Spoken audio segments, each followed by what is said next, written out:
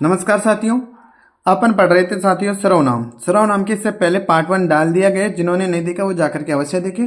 और उसमें अपन ने पढ़ा था सर्वनाम की परिभाषा से संबंधित कि सर्वनाम किसे कहते हैं, सर्वनाम का शाब्दिक अर्थ क्या होता है। और उसके साथ साथ अपन ने पढ़ा था कि सर्वनाम के 6 भेद होते हैं। और उसके साथ ही सर्वनाम के 6 भेदों में से अपन ने साथियों 3 भेद पढ़ चुके थे। कौन कौन सा? पुरुषवाचक सर्वनाम किसे कहते हैं, कितने भेद होते हैं, वो पढ़ चुके थे। उसके बाद निजवाचक सर्वनाम और तीसरा अपन ने पढ़ा था प्रश्नवाचक सर्वनाम। इस तीनों सर्वनाम अपन पढ़ चुके हैं और इसमें पढ़ेंगे अपन चौथा भेद, जो सर्वनाम का 4 नंबर का भेद है, निश्चयवाचक सर्वनाम। देखो साथियों, निश्चयवाचक सर्वनाम किसे कहते हैं? वे सर्वनाम शब्द जो किसी संज्ञा या सर्वनाम की निश्चितता प्रकट करते हैं, उन्हें निश्चयवाचक सर्वनाम कहते हैं। अब देखो नोट समझ में आ गया होगा कि यानी वे सर्वनाम शब्द जो किसी संज्ञा या सर्वनाम की निश्चितता प्रकट करते हैं, उन्हें निश्चयवाचक सर्वनाम कहते हैं। निश्चयवाचक सर्वनाम के अलग से कोई शब्द नहीं होते हैं।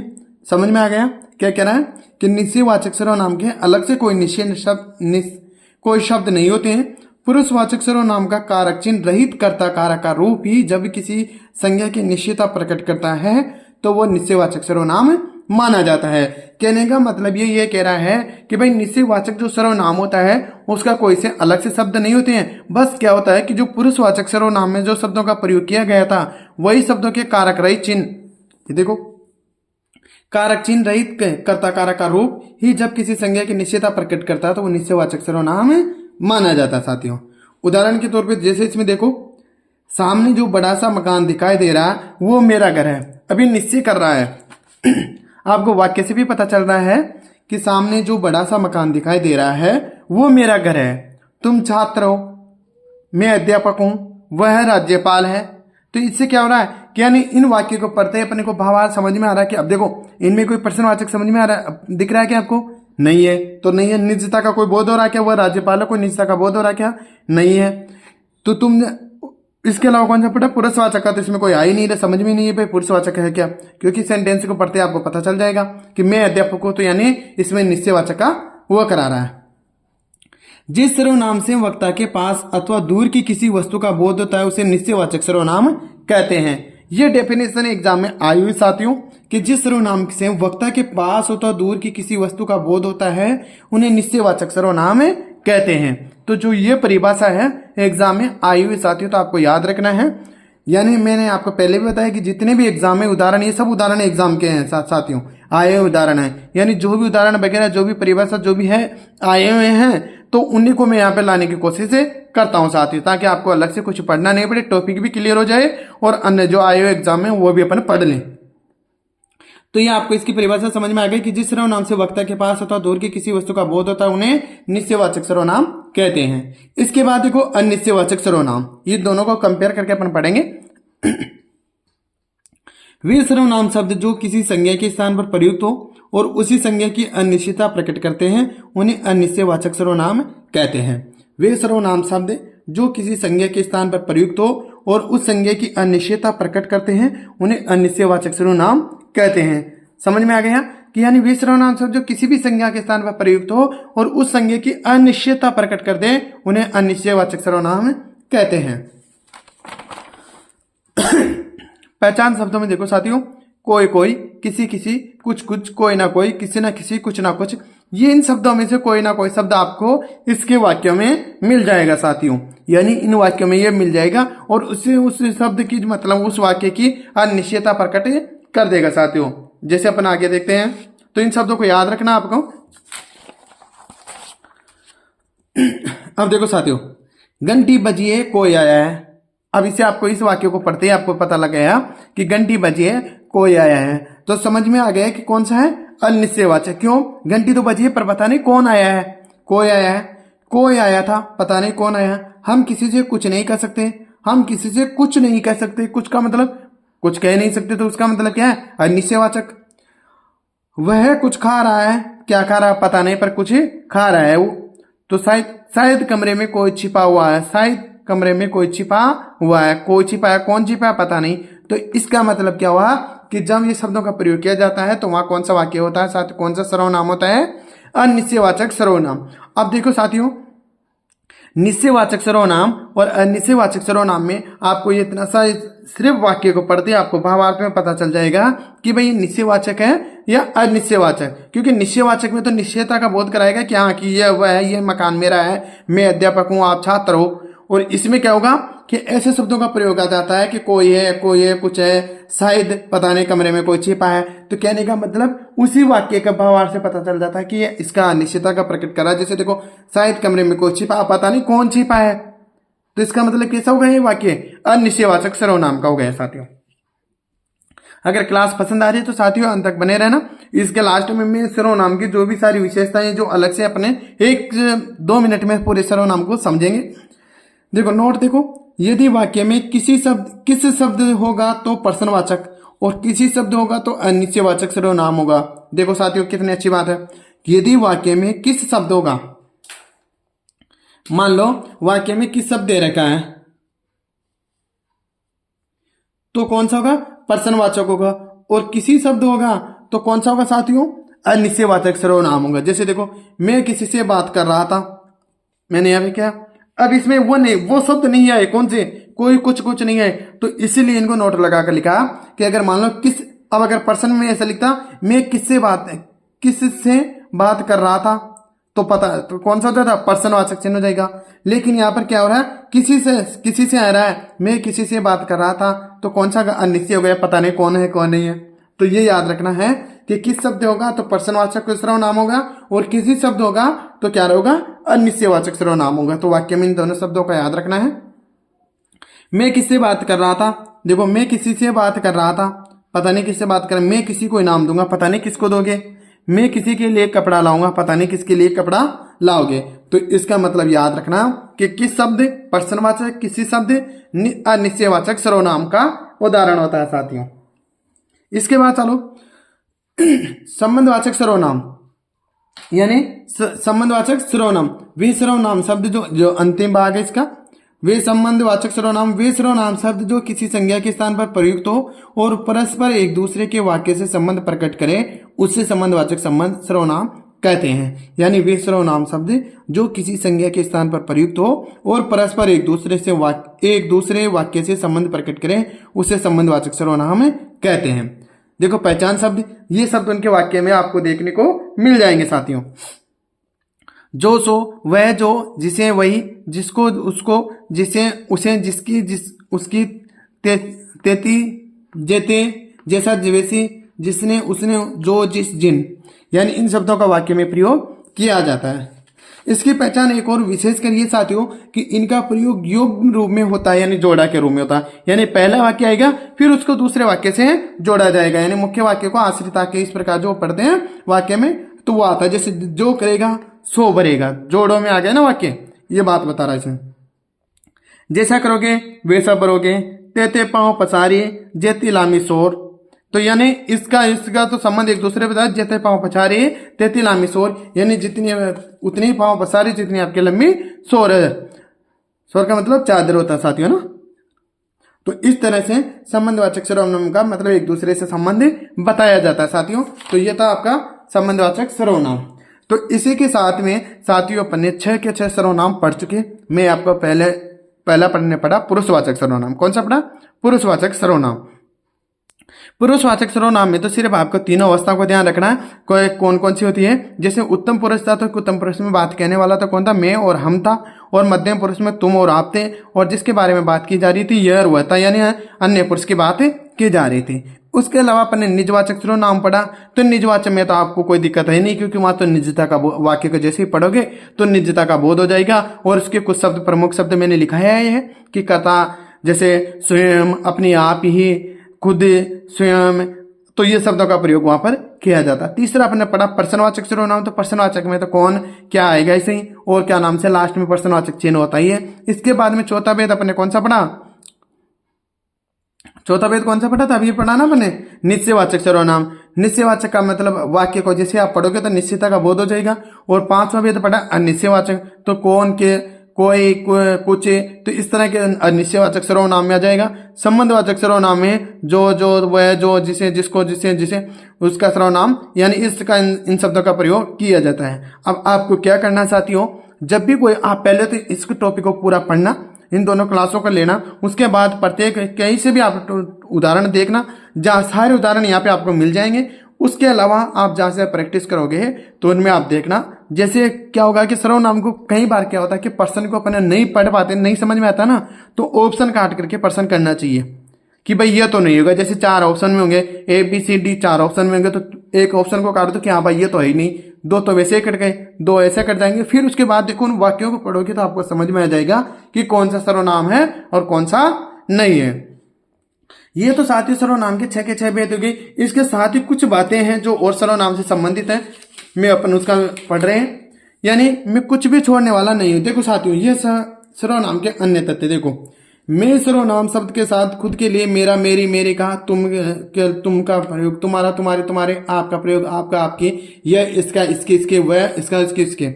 अपन वाक्य पढ़ते हैं, वाक्य शुद्धि में तो अभी देखो क्या होता है, अर्थात इनके साथ ऐसा प्रयोग करने पर गलत है, इनके स्थान पर अपना, अपनी, अपने का प्रयोग करना चाहिए। यानी जो वाक्य शुद्धिकरण का टॉपिक पढ़ते हैं और वाक्य शुद्धिकरण का रिट में टॉपिक दे रखा है और उसमें यह भी क्या प्रकार भी बता रखा है कि किस प्रकार का वाक्य अशुद्धि है, तो वहां पर आपको देखो सर्वनाम से संबंधित तो एक तो ये बात आपको याद रखना है कि इन शब्दों का प्रयोग वाक्य में प्रयोग करना अशुद्ध होता है। जैसे मैं मेरे घर जाऊंगा, अशुद्ध वाक्य है साथियों, ये कभी भी नहीं आएगा। मैं मेरे घर जाऊंगा, मैं के साथ मेरे का प्रयोग नहीं आएगा, यानी मेरे नहीं आएगा, मेरे की जगह कौन सा आएगा, अपने घर जाऊंगा साथियों, समझ गए।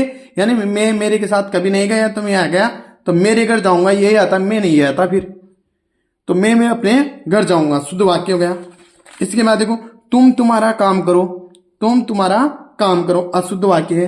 तुम अपना काम करो, शुद्ध वाक्य होगा। तो कहने का मतलब इनकी जगह अपना, अपनी, अपने का प्रयोग करेंगे। जैसे आप आपकी पुस्तक पढ़ो, आप आपकी पुस्तक पढ़ो, यह अशुद्ध है। आप अपनी पुस्तक पढ़ो, यह शुद्ध वाक्य है साथियों। तो एक इन अशुद्धियों से संबंधित भी एक ही बिंदु था, इसी से रिलेटेड है, तो इनको आपको ध्यान रखना है साथियों। इसके बाद सर्वनाम में आप शब्द के 5 रूप होते हैं साथियों।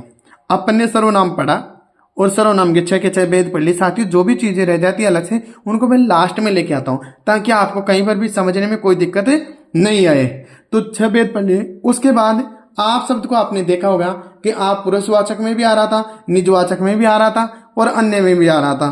तो इसीलिए आप शब्द के 5 रूप होते हैं। तो मैं बता दूं आपको किसका कब कहां पर प्रयोग किया जाता है। देखो, यदि आप शब्द कर्ता के रूप में प्रयुक्त हो और कोई क्रिया करे, आप शब्द कर्ता के रूप में प्रयुक्त हो और कोई क्रिया करे, फिर फिर कोई विशेषण शब्द आप शब्द की विशेषता बतलाए, तो वो पुरुषवाचक सर्वनाम होगा। तो कौन सा होगा साथियों, पुरुषवाचक सर्वनाम होगा।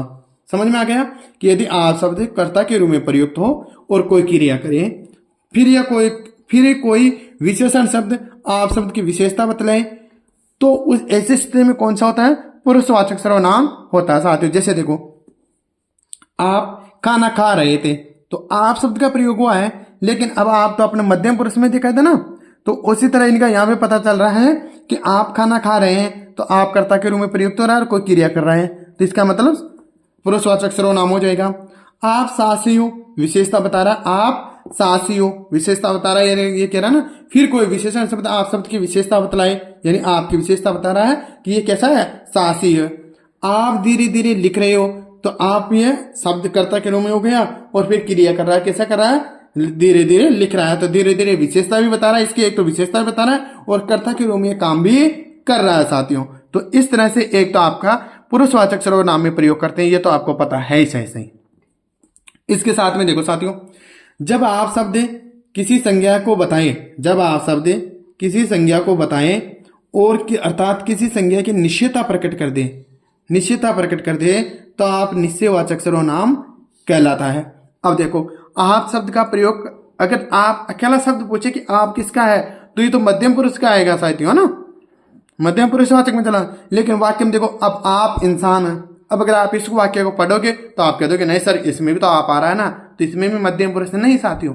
अब इसका पूरा का भावार्थ देखो क्या कह रहे हैं, जब आप शब्द किसी संज्ञा को बताएं अर्थात किसी संज्ञा की निश्चयता प्रकट कर दे, तो वो निश्चयवाचक सर्वनाम में चला जाता है। इसलिए मैं इनको अलग से लेके आया हूं, क्योंकि वहां तो जो पढ़ रहे थे पुरुषवाचक में बताया था, अब इसमें क्या है, आप इंसान हो। अब इंसान की संज्ञा है तो इसकी निश्चितता प्रकट करता है कि आप इंसान हो, आप अध्यापक हो, अपने पढ़ाते उदाहरण, तो इसका मतलब ये कौन सा हो जाएगा, निश्चयवाचक सर्वनाम हो जाएगा साथियों। इसके साथ ही देखो, किसी प्रतिष्ठित या सम्मानीय व्यक्ति का परिचय दिया जाए और परिचय में आप शब्द का प्रयोग किया जाए। मान लो कोई प्रसिद्ध और कोई श्रेष्ठ व्यक्ति का परिचय दिया जाए और उसमें आप शब्द का प्रयोग किया जाए, तो वह आप शब्द पुरुषवाचक सर्वनाम का प्रथम पुरुष होगा। कौन सा हो जाएगा, प्रथम पुरुष होगा साथियों। अब देखो,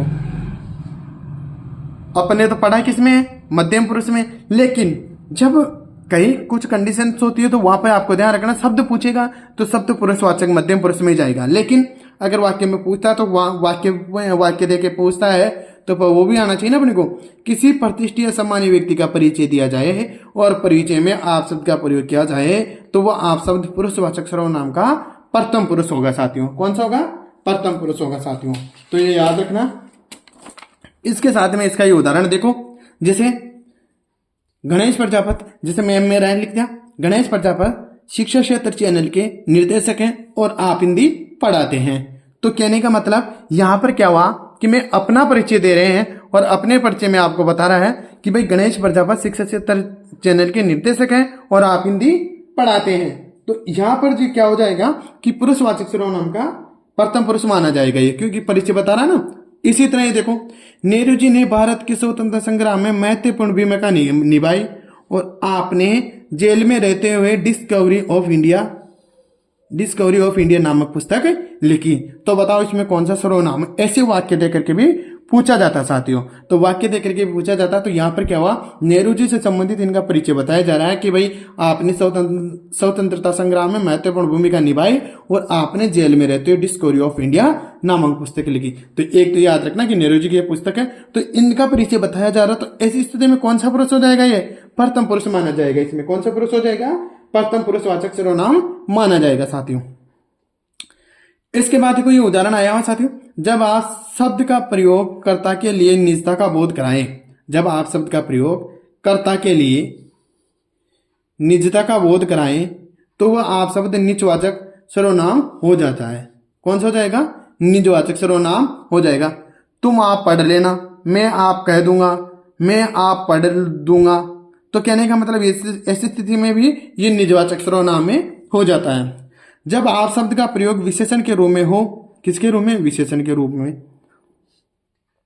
अर्थात जब आप शब्द के साथ विशेष्य प्रयुक्त हो, क्या प्रयुक्त हो, विशेष्य, और आप शब्द संकेतवाचक या सार्वनामिक विशेषण होता है, संकेतवाचक या सार्वनामिक विशेषण भी होता है।